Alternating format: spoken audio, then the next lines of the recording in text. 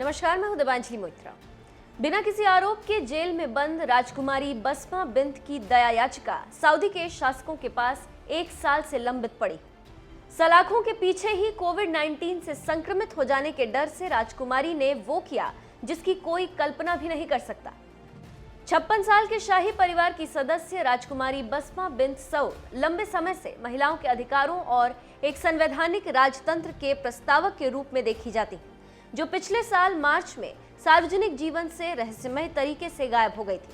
पिछले महीने बिंत के ट्विटर अकाउंट से एक ट्वीट के जरिए ये दावा किया गया कि बिना किसी आरोप के उन्हें उनकी 28 साल की बेटी सुहौद अल शरीफ के साथ कैद कर दिया गया है। ट्वीट में उन्होंने वहां के सुल्तान सलमान और उनके शक्तिशाली पुत्र मोहम्मद बिन सलमान से जेल से निकालने के लिए मदद की गुहार भी लगाई थी।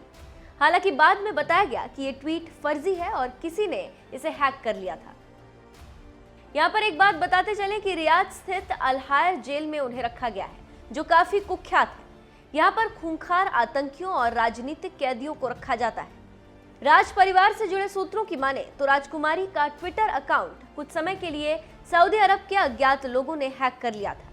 इसके साथ ही साथ परिवार के कई सदस्यों को उनके स्वास्थ्य को लेकर चिंता हो रही है, क्योंकि इस बात की आशंका जताई जा रही है कि अल हायर जेल के अंदर कोविड-19 फैल रहा है।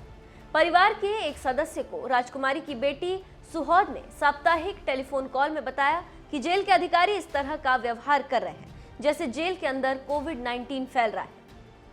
सूत्रों की माने तो जेल के कुछ कर्मचारियों ने अलग से इस बात को कबूल किया है कि कोविड-19 के कुछ मामले अल हायर जेल के अंदर हैं। तो आप समझ सकते हैं कि क्या हो रहा है और क्यों जेल में बंद राजकुमारी की चिंता जायज है।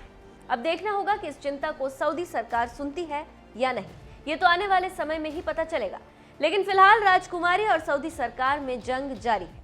देखना होगा कि इस जंग में कौन जीतता है।